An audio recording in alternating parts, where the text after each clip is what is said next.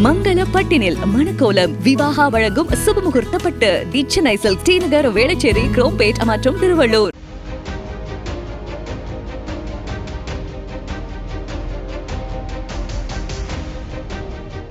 மக்களவைத் தேர்தல் நெருங்கும் நேரத்தில் பீகார் அரசியலில் திடீர் திருப்பமாக இந்தியா கூட்டணியிலிருந்து வெளியேறிய நிதிஷ்குமார் பாரதிய ஜனதா கட்சியுடன் சேர்ந்து மீண்டும் அந்த மாநில முதல்வராகியுள்ளார். பாரதிய ஜனதா கட்சிக்கு எதிராக இந்தியா கூட்டணிக்கு அடித்தளமிட்ட தலைவர்களில் ஒருவர் நிதிஷ்குமார்.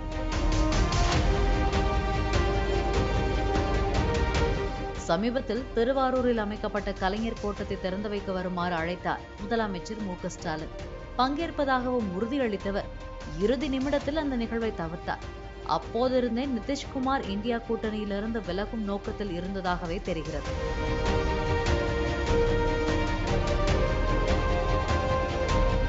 மேலும் தங்களது கூட்டணிக்கு இந்தியா என்ற வார்த்தையை பயன்படுத்த வேண்டாம் என்று அவர் வலியுறுத்தியதாகவும், அதை மீறி அதையே கூட்டணிக்கு பெயராக வைத்ததிலிருந்து நிதிஷ்குமார் அதிருப்தியில் இருந்ததாகவும் கூறப்படுகிறது.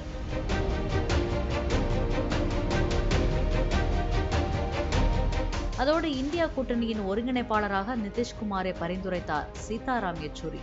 ஆனால் மமதாவை கேட்டுவிட்டு முடிவு செய்யலாம் என்று ராகுல் கூறியதால் அந்த பதவியே வேண்டாம் என்று நிதிஷ்குமார் கூறிவிட்டார்.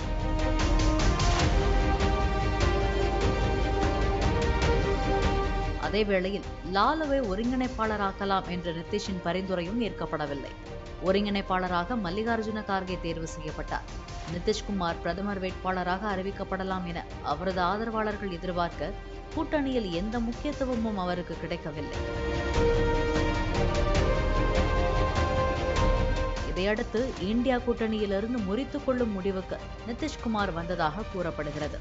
கடந்த 23 ஆண்டுகளில் 9 முறை பீகார் முதல்வராக நிதிஷ்குமார் பதவியேற்றுள்ளார். பாரதிய ஜனதா கூட்டணிக்கு 4வது முறையாக தாவியுள்ளார்.